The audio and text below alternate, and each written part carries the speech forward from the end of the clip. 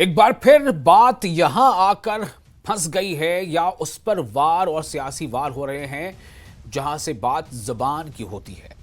जी हां, अगर आप कुछ सुन पा रहे हैं और हम कुछ कह पा रहे हैं तो इसमें बहुत बड़ा किरदार जुबान का है, भाषा का है, लैंग्वेज का है।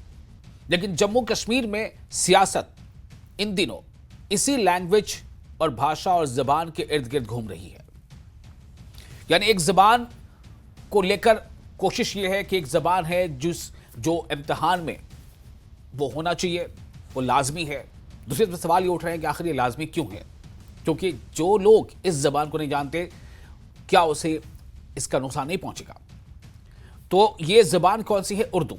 यानी उर्दू जबान को लेकर पिछले कुछ हफ्तों से जम्मू कश्मीर में खासतौर से एक ऐसी सियासत वहां पर हो रही है, या फिर यह कह लें कि एक ऐसी वहां पर कोशिश हो रही है जिससे यह लग रहा है कि या तो कोई जुबान के साथ है या फिर कोई जुबान के साथ नहीं है। तो क्या उर्दू जुबान के साथ खुद कहीं ना कहीं नाइंसाफी हो रही है, या फिर ये कि कुछ लोग खुद अपने साथ इंसाफ का तकाजा पूरा नहीं कर रहे हैं? पूरी कहानी आपको बताएंगे, लेकिन पहले आप ये जान लें कि आज आप देख रहे हैं JKLH प्राइम टाइम, और इसमें आज हम बात यही कर रहे हैं कि सियासी वार, उर्दू पर तकरार।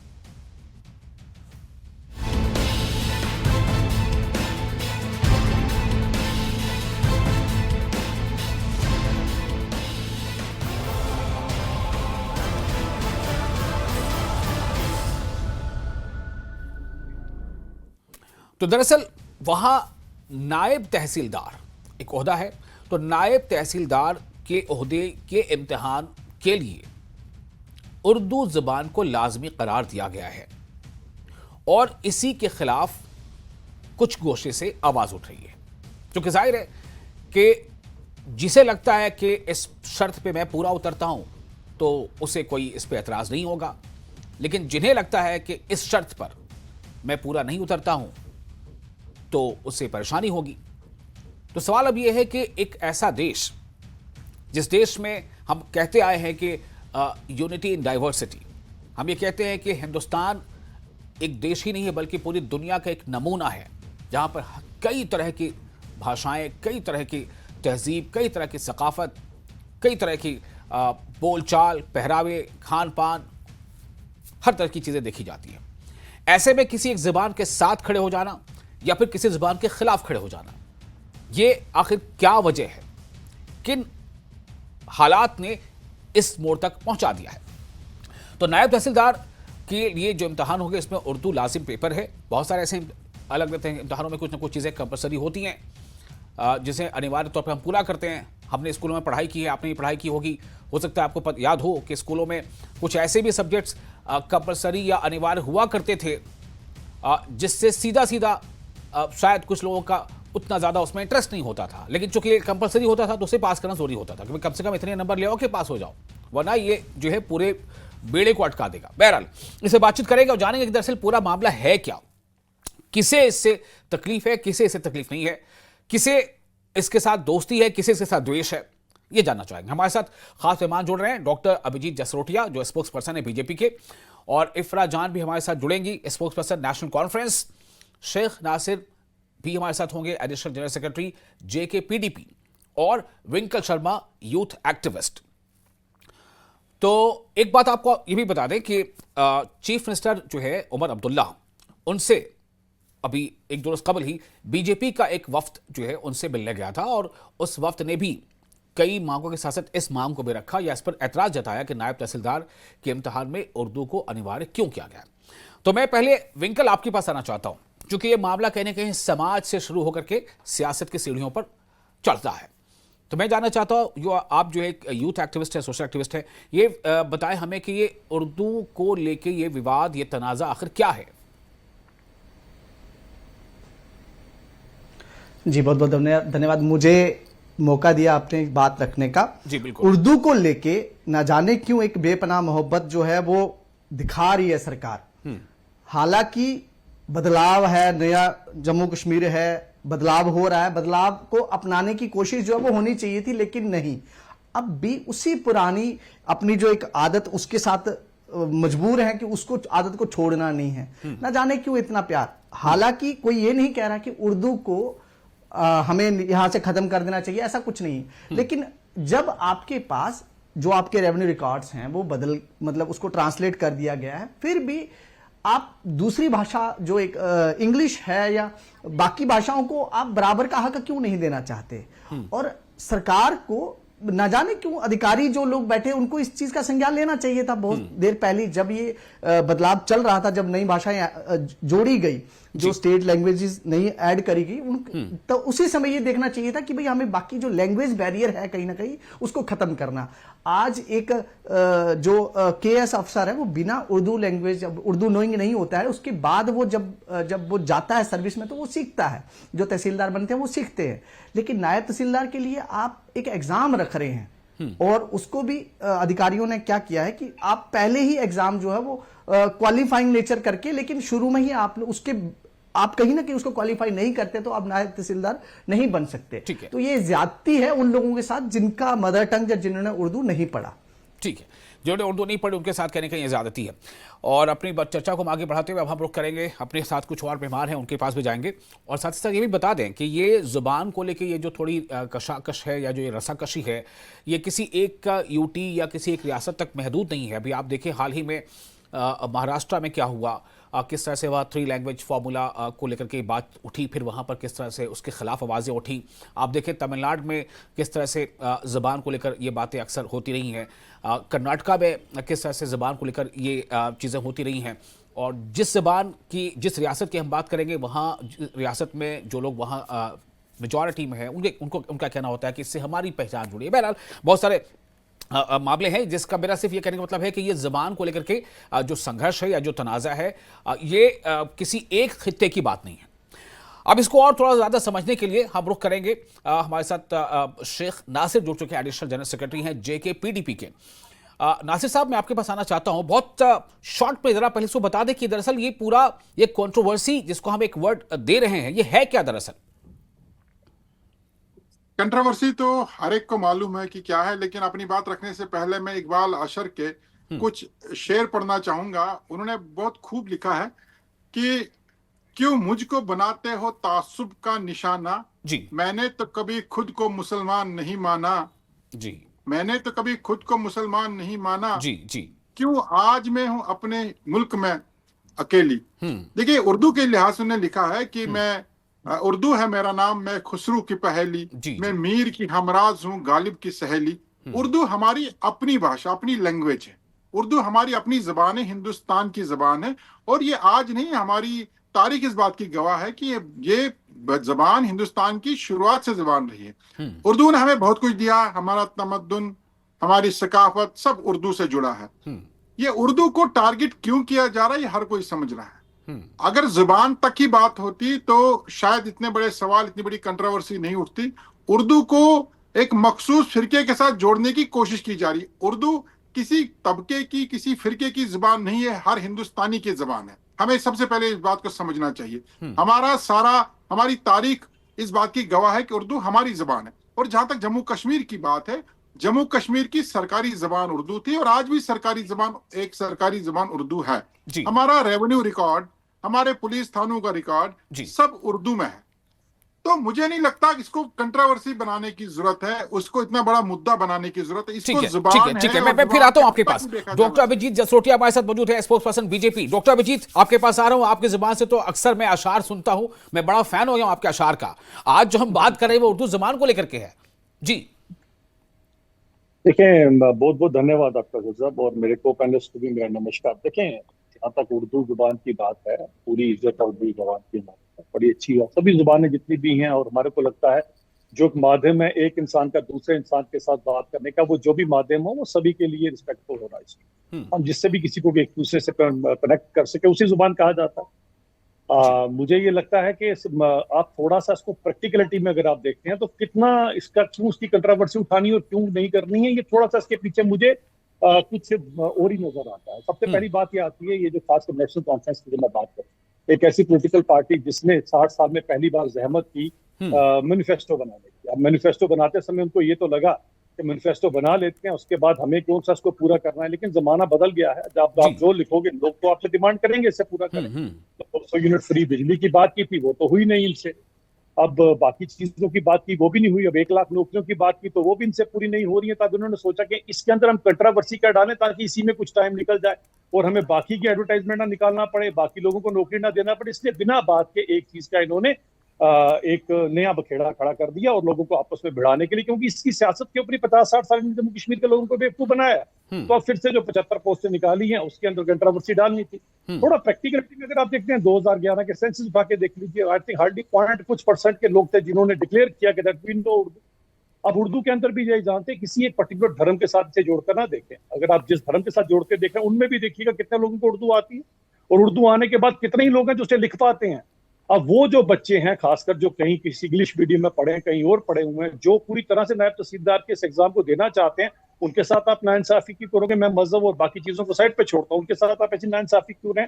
क्योंकि बात वही है कि शुरुआत में यहाँ पर आप फंसा के रखो, 1 लाख नौकरी तो कभी दे नहीं पाएंगे, तो टारगेट ही पूरा ना हो, उस तरफ कोई जाए ही ना, आपस में लड़ते रहे, तो बात यहीं पर चल पड़े। अब इस चीज को अगर हम ये चीज देखते हैं कि जिन्होंने बात की कि हर एक रिकॉर्ड उसके अंदर है, हर एक चीज उसके अंदर है, मुझे लगता है कि आप जो डिजिटलाइजेशन की गई, शायद उनको पता नहीं होगा, डिजिटलाइजेशन के बाद हर एक चीज at the click of a mouse is available. Further आज आपको इंग्लिश में मिलते हैं, हर एक चीज तो आपकी अवेलेबल है जो सबको इजीली अंडरस्टैंड हो सके। अब वो चीज की अगर सबके सब बोल रहे हैं कि अगर उसके अंदर इनको आप निकाल के बाकी सबको पूरे का पूरा मौका दे दीजिए, तो इसमें गलत क्या है? लेकिन आपने सियासत करनी है, इसीलिए आप सियासत कर रहे हैं, क्योंकि आपकी सियासत चली आज तक किसी का Jammu versus Kashmir, Dogra versus Kashmiri, Hindu versus Muslim करके, तो आपने 50-60 साल जम्मू कश्मीर के लोगों को बेवकूफ बनाया। ठीक है, बिल्कुल। ये फर्स्ट कमेंट ले लिया मैंने, आपका फर्स्ट राउंड कमेंट। अब जरा आते हैं, नेशनल कॉन्फ्रेंस की स्पोक्स पर्सन हमारे साथ मौजूद हैं, इफरात जान साहिबा। इफरात जान साहिबा, मैं आपके पास आ रहा हूं, और हमारे जो नाजरीन हैं, जो दर्शक हैं, आज खासतौर से इस मौजू को बहुत शिद्दत के साथ और देख रहे हैं, सुन रहे हैं, चूंकि जबान का यह मामला है। और क्यों ऐसा है? क्या इसको यह समझा जाए कि उर्दू के साथ कोई सौतेला व्यवहार हो रहा है, या उनके साथ सौतेला व्यवहार हो रहा है जिन्हें उर्दू नहीं आती? जी, पहली बार तो मैं आप सभी लोगों को सलाम पेश करती हूँ जो मेरे यहाँ पे को पैनलिस्ट है और नाजरीन देख रहे हैं। मैंने किसी को नहीं टोका और मैं चाहती हूँ कोई मुझे अपनी बात में नहीं टोके, मैं बस ये चाहती हूँ। पहली बात, जसरोटिया साहब ने बात की किस तरह नेशनल कॉन्फ्रेंस जो है वो एक कंट्रोवर्सी क्रिएट कर रही है उर्दू लैंग्वेज को लाके, ताकि हिंदू वर्सेस मुस्लिम या डोगरा वर्सेस कश्मीरी हो। मैं अभी जी जसरोटिया साहब को बोलना चाहती हूँ कि 2014 से 2018 तक जब बीजेपी की सरकार थी, तब भी उर्दू जो थी पटवारी पोस्ट के लिए और नायब तहसीलदार पोस्ट के लिए बीजेपी के शासन में मैंडेटरी थी। तो ये जो रूल है ये नेशनल कॉन्फ्रेंस ने नहीं लाया, ये चलता आ रहा था, बीजेपी ने 2014 से 18 तक बिल्कुल अपनाया। उसके बाद जब गवर्नर रूल 2018 में आया, उसके बाद जो प्योर गवर्नर रूल पूरी दिल्ली, नई दिल्ली से चलता था, बीजेपी से चलता था, उस बीजेपी के अंडर भी ये रूल चलता रहा। इनफैक्ट 2020 में जब यहाँ पे कंप्लीटली एलजी गवर्नमेंट थी, कोई एनसी नहीं थी, कोई भी पॉलिटिकल पार्टी नहीं थी, एक केस जसकरण सिंह सुधान वर्सेस जब state of Jammu and Kashmir, ये 2020 में केस हाईकोर्ट पे गया था, जहां पे इस वर्किंग नॉलेज ऑफ उर्दू पे सवाल उठाया गया था। समझिएगा, बार बार कह रही हूं, 2020 में एलजी गवर्नमेंट ने, ये बीजेपी की एलजी गवर्नमेंट ने ये रूल लाया था कि उर्दू मैंडेटरी है, और उसी में एक कुछ जो हमारे बच्चे हैं वो कोर्ट जाके उन्होंने लड़ा था और 2020 में कहा था कि हमको ये मैंडेटरी क्लॉज जो है पसंद नहीं है क्योंकि ये डिस्क्रिमिनेटरी है। जो हाई कोर्ट है संजय दर साहब की जजमेंट में, उसमें हाई कोर्ट ने एक प्रॉपर जजमेंट दिया कि पर से वर्किंग नॉलेज ऑफ उर्दू होना, इससे जो है एसएसबी का जो एग्जाम खारिज नहीं होता है। ये हाई कोर्ट का जजमेंट आया। अब बात आती है डिजिटलाइजेशन की। जो हमारी डिजिटलाइजेशन हुई है, अनफॉर्चुनेटली वो अभी कंप्लीट नहीं हुई है। ये बीजेपी वाले तो बोलते हैं टेलीविजन पे डिजिटलाइजेशन। मैं आप लोगों से गुजारिश करती हूँ कि आप लोग अपने लोकल पटवारी थाने पे जाइए और उनको एक लोकल पटवारी को बोलिए मुझे डिजिटल लिंक जो है खोल के दे दो। किसी को अभी डिजिटलाइजेशन का जो पूरा प्रोजेक्ट है ऑलमोस्ट एक हॉल्ट पे आ गया है, क्योंकि it was very difficult to translate the whole thing into English and upload it. Also for people जिनको ये चीजें नहीं आती थी, तो ये डिजिटलाइजेशन रोक दीजिए अभी, क्योंकि ये अभी हुआ भी नहीं है पूरा। इस वक्त जो इशू है वो ये है कि रिकॉर्ड जो हमारा है, रेवेन्यू रिकॉर्ड जो हमारा है, वो उर्दू में है जी। उस वजह से इनफैक्ट अगर आप मेरी बात करेंगे, मुझे खुद इतने अच्छे से तो मैं यहां पर, किसी ने, देखिए आपने जैसा चाहा, किसी ने आपको रोका नहीं, क्योंकि फर्स्ट राउंड में मैं चाहता हूं कि बस इस मौजू पे जो आपको कहना है वो कह दें। अब सेकंड राउंड में क्रॉस क्वेश्चनिंग हो सकती है, तो मैं पहले आपसे एक सवाल ये करना चाहता हूं कि आपने कहा कि डिजिटलाइजेशन अभी कंप्लीट नहीं हुआ है, तो क्या इसका मतलब ये माना जाए कि जब डिजिटलाइजेशन कंप्लीट हो जाएगा तब इस तरह की जो लाजमियत या लुजूम या अनिवार्यता है उर्दू की कंपलसरी होना जरूरी है, वो खत्म हो जाएगा? एक बार डिजिटलाइजेशन, देखिए मैंने बार बार कहा, हाई कोर्ट में ये केस चला है 2000। देखिए अभी आप हाँ या ना, देखिए ये अब आप थोड़ा दाएं बाएं का रास्ता अपना रही है। अभी हाई कोर्ट को भूल जाइए। आपने अभी ये कहा कि डिजिटलाइजेशन कंप्लीट नहीं हुआ है, अगर ये कंप्लीट हो जाएगा या हो जाता, बिल्कुल, तो फिर क्या आपकी यही दलील होती? फुल्ली अग्री, मैं बार बार आपसे कह रही हूँ, मैं अग्री करती हूँ आपके साथ। जिस वक्त डिजिटलाइजेशन आपकी कंप्लीट हो जाती है, पूरा रिकॉर्ड इंग्लिश में ट्रांसलेट हो जाता है, उस वक्त जो है इसकी जरूरत नहीं पड़ेगी, मैं आपसे अग्री करती हूँ। लेकिन मैं बस एक पॉइंट कहना चाहती हूँ, और मैं चाहती हूँ आप मुझे ना टोके। जिस तरह बीजेपी के एमएलएज इस वक्त नेशनल कॉन्फ्रेंस के पास आए और कहा कि देखो ऐसे करो, कितना अच्छा होता कि अगर बीजेपी के एमएलएज उस वक्त एलजी साहब के पास गए होते, जब जम्मू और कश्मीर में रिजर्वेशन की उस कानून को लाया गया, जिस रिजर्वेशन के कानून से जम्मू के डोगरा बच्चे और कश्मीर के कश्मीरी बच्चे जो है उनका एक तरह से गला काटा गया, कि क्या एक भी डेलीगेशन उस टाइम एलजी साहब के पास? ठीक है, मैं इसी का जवाब ले लेता हूं। मैं इसका जवाब लेता हूं। कौन पहले कहना चाहेगा? जसरोटिया साहब आप जवाब देना चाहेंगे या शेख नासिर आप कुछ ऐड करना चाहते हैं? चलिए, जसरोटिया साहब ने पहले हाथ उठा दिया। मैं जसरोटिया साहब आपके पास आना चाहता हूं। अगर आपने कहा कि इस मुद्दे पर एनसी जो है वो सियासत करना चाहती है, लेकिन अभी इफ्रा जान कह रही है कि ये मुद्दा तो तब भी था जब एलजी प्रशासन पहले से ही रहा, ये मुद्दा तब भी था जब आप, यानी कि एनसी ने इसको इंट्रोड्यूस किया, ऐसा नहीं है, ये बात गलत है जी। देखें, नेशनल कॉन्फ्रेंस के अगर उनके ऊपर होता तो आज भी शायद आपके घर पे चिट्ठी जो है वो कबूतर लेकर आते। वो तो खैर इनकी तो कोई मर्जी नहीं थी किसी बदलाव की, ये तो भाग्यवश समझ लीजिए कि 2019 के बाद यहाँ पर बदलाव आना शुरू हुआ, डिजिटलाइजेशन होना शुरू हो गई और नियर अबाउट हर एक चीज कंप्लीट हो चुकी है। तो पूछिए जरा, फर्द लेने जाते हैं आपको किसमें मिलता है, पूछ लीजिए जरा इनसे, आपको इंग्लिश में देते हैं कि नहीं देते हैं, हर एक चीज आती है, कैसे आती है।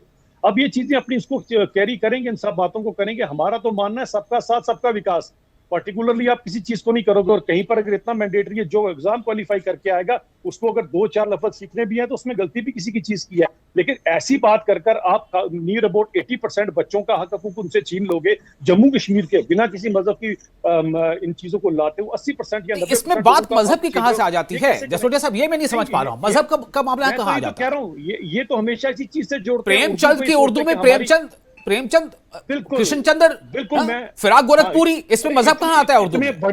इतने बड़े जो शायर हुए, जो हिंदू थे, जो उर्दू के बड़े अच्छे शायर थे, लेकिन इनको आज पर्टिकुलरली इसको मजहब रंग देना है, इसीलिए ऐसी बात। तो क्या हम इसे इस तरह से भी समझें कि कहीं ना कहीं हमें यह चाहिए कि हम उर्दू को भी सीख लें? जैसे हम, आप देखिए, दूर देहात कहीं भी जाते हैं अंग्रेजी सीखते हैं, क्यों भाई अंग्रेजी कोचिंग सेंटर, क्यों अंग्रेजी सीख लें तो नौकरी मिल जाएगी, होता है कि नहीं ऐसा? नहीं, बड़ी तो हम इस तरफ क्यों नहीं जा सकते? मैं कहता हूँ उर्दू सीखें, मैं तो सबसे चाहूंगा संस्कृत भी सीखें, भारत की सबसे प्राचीन भाषा है। आप इसको क्यों नहीं, उसको भी मैंडेटरी करना चाहिए, हर एक स्कूल के अंदर संस्कृत सीखो, उसका बड़ा फायदा होगा। बिल्कुल, उसके लिए कोई अगर ना करता है तो पूछिए। बहुत सारे बच्चे हैं जो संस्कृत आजकल पढ़ रहे हैं, बहुत शौक से पढ़ रहे हैं, बहुत सारे तो मुस्लिम बच्चे भी हैं जिन्होंने संस्कृत में बहुत नाम कमाया। मैं इसको धर्म से जोड़कर नहीं देख रहा, मेरा सवाल सिर्फ ये। नासिर आप कुछ कहना चाह रहे हैं? जी शेख नासिर। लेकिन अर्जुन साहब, एक बात इसमें आती है कि आज आप इस कंट्रोवर्सी को इसको मजहबी रंग भारतीय जनता पार्टी देना क्या चाहिए कि सबको बराबर का मौका दे दीजिए। आप पर्टिकुलरली इस पे क्लॉज क्यों डाल रहे हैं? हम तो यही चाहते हैं ना। और मैं भी कहना चाहता हूँ कि आप जो चीज जिस सोच से आप करें, ये सोच आपकी गलत है। सबका साथ सबका विकास की सोच से चलेंगे तो आप शायद इससे पीछे। बात रखने से पहले कहा था कि उर्दू ने खुद कहा है कि क्यों मुझको बनाते हो तासुब का निशाना, मैंने तो कभी खुद को मुसलमान नहीं माना। उर्दू मुसलमानों की जबान नहीं है, उर्दू हिंदुस्तानियों की जबान है, हिंदुस्तान की जबान है। इन्हें अंग्रेजी से प्यार क्यों है, ये हमें आज तक समझ नहीं आया। मानते हैं कि आरएसएस ने देश की आजादी से पहले अंग्रेजों का साथ दिया, लेकिन अब तो अंग्रेजों का साथ छोड़िए आप, अब तो अंग्रेजी को भूल जाइए। उर्दू हमारी अपनी जबान है, अपनी भाषा है, हिंदुस्तान की जबान है, हमारा कल्चर है, हमारी विरासत है, पैदा भी हिंदुस्तान में हुई, जिसको महफूज रखना है। जी जी इफ्रा इफ्रा आप कुछ कह रही हैं? जी। देखिए, जहां तक इन पोस्टों की बात आती है, हमको इस बात से ध्यान नहीं भटकाना चाहिए कि ये टोटल 24 पोस्टें टोटल हैं। तो इन जब ये बात बढ़ाई जाती है, तो इस तरह से अगर हम एक मान भी लेते हैं कि एक एस्पेक्ट इसका डिस्क्रिमिनेटरी हो सकता है, और ये भी मान लेते हैं कि डिजिटलाइजेशन जल्द से जल्द हो जाना चाहिए ताकि हर किसी को एक इक्वल चांस मिले, ये भी मानने को तैयार है। लेकिन ये भी समझने की जरूरत है कि ये एक राई का पहाड़ बनाया जा रहा है। 24 पोस्टें, टोटल पोस्ट 24 हैं जिनके लिए ये जो है उर्दू को मैंडेटरी किया जाता है। जो इस वक्त जम्मू और कश्मीर में लार्जर क्वेश्चन है, और हम बार बार नेशनल कॉन्फ्रेंस कहती है, वो लार्जर क्वेश्चन जो है वो उस कानून का है जो कानून एलजी साहब ने बीजेपी के शासन में लाया, जिसमें रिजर्वेशन को इस तरह से लाया गया कि जो आज ओएम कैटेगरी है उसको ऑलमोस्ट 20% पे रखा गया है। इफ्रा, आज रिजर्वेशन पे बात हम नहीं कर रहे हैं, हम उसे बात करेंगे। आज हम जबान पे बात कर रहे हैं कि अगर कोई पार्टी ये कहती है कि फला जमात या एनसी या दीगर वो मजहबी इसमें जो है सियासत कर रही है, तो मैं जानना चाहता हूं कि जबान मजहब से कब से जुड़ गई? मेरा सवाल सिर्फ यही था। यही तो प्रॉब्लमैटिक जी यही तो दिक्कत है। जब जसरोटिया साहब बीजेपी पार्टी 2014 से 2018 तक नायब तहसीलदार की पोस्टों में उर्दू को लाती है, तब हिंदू मुस्लिम नहीं होता। जब एलजी साहब की सरकार लाती है, उर्दू को मैंडेटरी बनाती है, तब हिंदू मुस्लिम नहीं होता। बच्चे हमारे हाईकोर्ट चले जाते हैं, तब हिंदू मुस्लिम नहीं होता।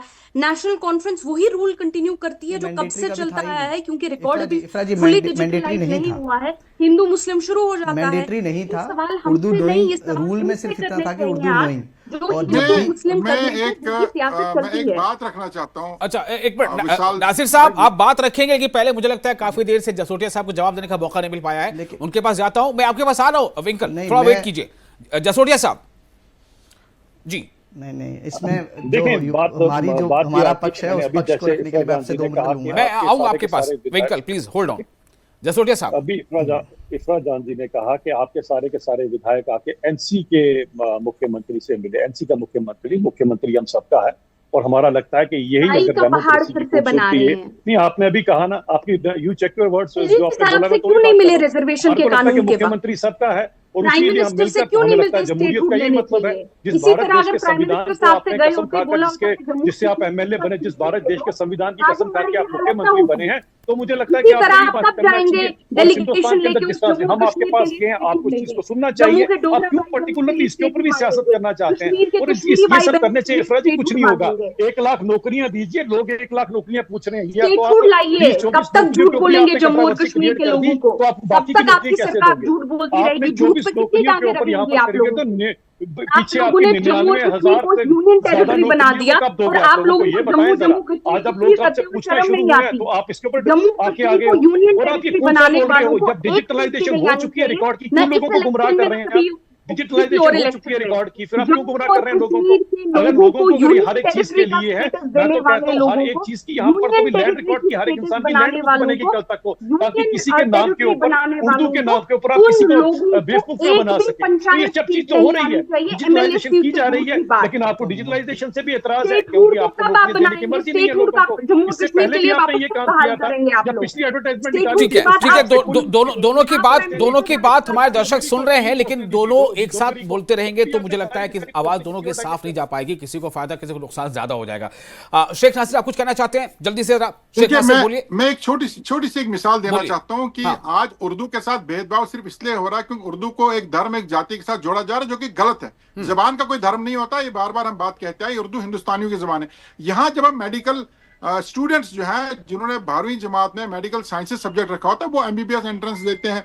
इंजीनियरिंग के लिए मैथमेटिक्स कंपलसरी रहता है। वहां हम ये नहीं कहते कि मैथमेटिक्स वाला भी एमबीबीएस के लिए चला जाए, बाद में साइंस पढ़े। ऐसा नहीं होता। रिक्वायरमेंट हर पोस्ट की, हर कैटेगरी की अपनी रहती है। अगर हमारा सारा रेवेन्यू रिकॉर्ड, हमारा कोर्ट का रिकॉर्ड सब उर्दू में है, तो नायब तहसीलदार को अगर उर्दू जबान नहीं आती होगी, उर्दू लिखना पढ़ना नहीं आता, तो सिस्टम मुतासिर होगा, काम काज मुतासिर होगा।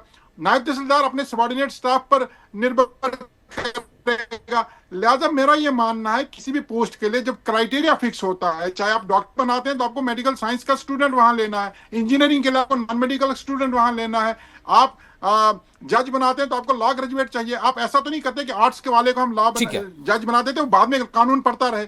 इसलिए रिक्वायरमेंट किसी भी पोस्ट में एंटर होने से पहले क्राइटेरिया फिक्स होता है, और उर्दू मुझे लगता है कि नायब तहसीलदार के लिए उर्दू होना लाजमी है। ठीक है, विंकल के पास आ रहा हूं, काफी देर से विंकल हमें इशारा कर रहे हैं। विंकल आपके पास में आ रहा हूं, बोलिए।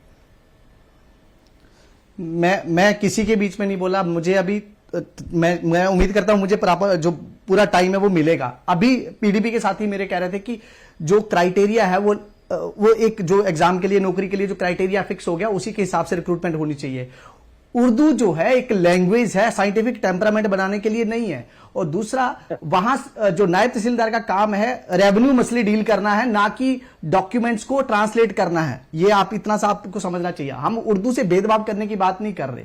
उर्दू लैंग्वेज बाद में भी सीखी जा सकती है। जब 2009 में नायब तहसीलदार की रिक्रूटमेंट हुई तो 2009 में क्या किया गया कि उनका एग्जाम लिया गया ग्रेजुएशन के बेसिस पे, और जिन लोगों का अपॉइंटमेंट हुआ उनको ट्रेनिंग दी गई। उसके बाद उन्होंने जो है वो उर्दू सीखा और वो काम कर रहे हैं। सेम यही 2017 में भी हुआ। जो इफ्रा जान जी हैं, इफ्रा जी ने जो कोट किया कि पहले भी 18-19 में भी जब रिक्रूटमेंट हुई तो उर्दू था, कंपलसरी नहीं था। उर्दू उस टाइम पे भी सिर्फ उर्दू नोइंग था, और बाकायदा कोर्ट ने ये जजमेंट दी थी कि रूल्स के अकॉर्डिंग अगर देखा जाए तो रूल्स में कहीं नहीं लिखा गया कि बोर्ड जो है एक रिटन एग्जाम उर्दू के लिए कर सकता है। एक उसको सिर्फ इतना है कि उर्दू नोइंग होना चाहिए, जा तो रूल्स अमेंड होते। लेकिन अब जाके जब लैंग्वेज आपके पास मल्टीपल आ गई है तो आप इंग्लिश, अगर आपको इंग्लिश से, जैसे कोई कह रहा है कि इंग्लिश से परहेज है तो हिंदी कर दीजिए भाई। आप वैसे तो उर्दू के साथ इंग्लिश नोइंग है सब्जेक्ट, जो दोनों लैंग्वेज सब्जेक्ट हैं, दोनों रीजन के लोग जो हैं वो जानते हैं अच्छे खास। इसमें भेदभाव की कोई बात नहीं है। दूसरा, विंकल मैं आपसे एक बात पूछना चाहता हूं। विंकल मैं आपसे एक बात पूछना चाहता हूं। अगर मान लीजिए ये लॉजिक कि इंग्लिश या नहीं तो फिर हिंदी, अगर ये लॉजिक आप कर्नाटक में देंगे, तमिलनाडु में देंगे, केरल में देंगे, तो क्या बात मानी जाएगी? क्यों नहीं मानी जाएगी? और क्यों वहां पर इतना भी जो आप जिस बिल्कुल जो आप कह रहे हैं, बिल्कुल जो वहां उनकी अपनी जो मदर टंग है, उनकी जो लोकल लैंग्वेजेस का इशू है, तो जम्मू पूरे देश में ये लैंग्वेजेस का इशू है। कोई हम किसी को थोप नहीं रहे वहां पे है, उन्हें लगता है कि मेरी मदर टंग ये है। मेरी बात, मैं आपसे सिर्फ जानना चाह रहा हूं, पूरी होने दीजिएगा आप इसको। हाँ, मैं वही कह रहा हूं, लैंग्वेज इशू पूरे देश में आपको कहीं ना कहीं किसी ना किसी लैंग्वेज से प्रेज करने की बात आती है। मैं जो जिस तरह से कंपेयर किया जा रहा है ये वैसा नहीं है। यहां उर्दू को ना जानना या ना सीखना ऐसा कोई नहीं कह रहा। हम ये कह रहे हैं कि भाई उर्दू नोइंग होना चाहिए, ठीक है, उर्दू नोइंग होना चाहिए। ठीक है आप जी, ठीक है। इफ्रा मैं आपके पास आता हूं। मुझे लगता है कि इन्होंने बहुत हद तक इसमें एक रोशनी और डाली है विंकल ने। इफ्रा, आपने जवाब देना है जी, वक्त कम है हमारे पास, जल्दी मुझे टेक लिया दूसरे का। मैं इसमें यही केस जो है ये Jaskaran Singh Sudan versus state of Jammu and Kashmir में 2020 में गया था। लेकिन वहां पे जो बात उठी थी, वहां नॉलेज ऑफ उर्दू और उर्दू नॉलेज, मतलब नॉलेज ऑफ उर्दू जनरली होनी चाहिए या वर्किंग नॉलेज ऑफ उर्दू की होनी चाहिए। वहां पे कोर्ट ने क्लियरली कहा कि वर्किंग नॉलेज ऑफ उर्दू होना जो है खराबी नहीं है। मुझे ये बताइए, अगर टेस्ट नहीं होगा तो कैसे पता चलेगा कि क्या कैंडिडेट की वर्किंग नॉलेज ऑफ उर्दू है या नहीं? Working knowledge of Urdu again is very basic knowledge of Urdu around 10th standard. बार बार मैंने कहा कि ये भी इसलिए कोर्ट ने, संजय दर साहब की जजमेंट थी 2020 की, वर्किंग नॉलेज ऑफ उर्दू होना, ये क्राइटेरिया होना डिस्क्रिमिनेटरी नहीं है और इसकी बेसिस पे टेस्ट जो है वो खारिज नहीं हो सकता। और इनफैक्ट जो लोग पिटिशनर्स कोर्ट गए थे वो अपना केस हार गए। इसकी वजह ये बार बार मैं आपसे कह रही हूँ क्योंकि जो डिजिटलाइजेशन अभी का जो प्रोसेस है वो कंप्लीट नहीं हुआ है। जो आपके इस पर हम लोग बात कर चुके हैं। जसरोटिया जी, मेरा सवाल एक ये भी है कि 25-26 पोस्ट के लिए जैसा बता रही हैं, इतना हंगामा, और जिनको नौकरी चाहिए, भाई जिनको नौकरी चाहिए, आजकल तो लोग फॉरेन लैंग्वेजेस पढ़ रहे हैं, ढूंढ के पढ़ रहे हैं। हम फ्रेंच कहां सीख लें, हम जर्मन कहां सीख लें, हम चाइनीज कहां सीख लें, वहां जो हमें जबान पे नौकरी मिल जाएगी, तो उर्दू को सीखने की लागत पे भी हम क्यों नहीं काम कर सकते? देखिए, हम भी तो यही कह रहे हैं सरकार से कि हम भाई सीख लेंगे, लेकिन तुम हमें उस जॉब में एंट्री तक नहीं दे रहे हो ना। जॉब तुम लेने नहीं दे रहे हो, उससे पहले तुम बाहर कर रहे हो, क्वालिफाइंग एग्जाम में तुम उर्दू डाल रहे हो। हमने किसी चीज को जो है सिंप्लीफाई करना है लोगों के लिए। प्लीज एक बात मुझे कंप्लीट करने दीजिएगा। हमने क्या करना है कि हमने सिंप्लीफाई करना है। अब ये जो उर्दू है या ये पटवारी के काम, नायब तहसीलदार के काम, ये एक आम आदमी से पर्टेनिंग है, किसी बेचारे का फर्द है, किसी के घर के कागज है, जब वो बेचारा खुद नहीं पढ़ पाएगा तो जो पटवारी ने कहा वही सच है, जो नायब तहसीलदार वही सच है। उसके केसेस में आप देखिएगा पिछले कितने सारे केसेस हैं जिनके कारण बेचारे लोगों की जमीनें इधर की उधर कर दी गई, उनको पता नहीं चला। अरे सिंप्लीफाई करो, हर एक इंसान के पास अवेलेबल होना चाहिए। मैं चेक कर सकूं मेरे घर के कागज क्या सही है या पटवारी साहब ने मारा उसके ऊपर गोला और कर दिया कहीं का कहीं और मैं बेचारा उर्दू ना जानने के अभाव के अंदर अपनी जमीन से हाथ धो बैठा। अरे आप इस चीज को अनरियलिस्टिक बातें हैं। क्लैरिफाई करें साहब, लोगों के लिए। ये आप अनरियलिस्टिक हमारे बातें रिकॉर्ड कर चेक रहे हैं, करके ये देखिए, बेवकूफी लोग बातें कर आपको रहे हैं, सिर्फ लाइन की भाषा ये में बेवकूफी बातें कर रहे हैं। अरे जब हम आम आदमी दूसरी की बात ये है आम आदमी को हर एक बीजेपी चीज और नेशनल आम आदमी के लिए अवेलेबल करें हर एक चीज के अंदर। आम फ्रेंडली लोग मैच कर खेल रही पाएंगे। है। कौन सा ये तरीका दोनों वो जमातें करने का जी मेरे एक को friendly match मैंडेटरी खेल कर रही है, देंगे सिर्फ ताकि और वो सिर्फ हमेशा अपने पटवारी के अपने ऑफिस के वोट चक्कर बैंक काटता को रहे। आज आप देख सिक्योर लीजिएगा करने लैंड के लिए रिकॉर्ड के अंदर जितनी इनके लंबी पास लाइन कोई पटवारी मुद्दा के नहीं है। ऑफिस के बाहर होती है, इतनी इनके लंबी लाइन पास कहीं नहीं होती। उसका रोजगार कारण देने क्या का है? मुद्दा, कारण यही है बिजली मुफ्त डिजिटलाइजेशन देने का होने के मुद्दा। बाद भी मोनोपोली आपने अपने हाथ में रखी है। आम आदमी बेचारा कहां पर जाएगा? ठीक है, आप आम आदमी की बात करें। शेख नासिर को कहना चाहते, नासिर बोले जल्दी से, शॉर्ट में। मुझे जो लगता है कि बार बार हम एक बात कह रहे हैं कि उर्दू किसी धर्म किसी जाति की जबान नहीं, उर्दू को एक मुद्दा बनाया जा रहा है। नेशनल कॉन्फ्रेंस और Bharatiya Janata party friendly match खेल रही है अपने अपने वोट बैंक को बचाने के लिए, अपने अपने वोट बैंक को खुश करने के लिए फ्रेंडली इफरा, ये मैच तो खेल रही है, मुद्दा बना बड़ा रही है। बड़ा आज मतलब तक ये सीरियस टाइप मुद्दा का नहीं इल्जाम बना। लग रहा है आज तक ये मुद्दा नहीं बना कि बीजेपी और एनसी फ्रेंडली मैच खेल रही है। दूसरा इसका विरोध कर रही देखिए है। प्रॉब्लम ये जो लोगों बीजेपी से की जुड़े ये मुद्दे है हैं, कि बेसिक बीजेपी को मुद्दे हैं, खुद नहीं जो पता वो बिजली कहाँ देने पे वाली खड़े बात की हैं। है, उनको इन्होंने खुद बिजली देने वाली आइडियोलॉजिकली बात की, आइडिया नहीं है इन्होंने वो कहाँ पे रोजगार की खड़े हैं। बात की, पहले बोलते हैं इन्होंने कहा एलजी कि हम के रोजगार ओथ देंगे, 1 सेरेमनी लाख पे जो जाता है बच्चों को उसको रोजगार पार्टी से देंगे। बाहर एक निकाल मिनट नासिर साहब, एक मिनट इफ्रा, मैं फिर से बुला रहा हूँ। पीडीपी कह रही है कि बीजेपी एनसी फ्रेंडली मैच खेल रही है। क्या ये अवाम को बेवकूफ बनाया जा रहा है?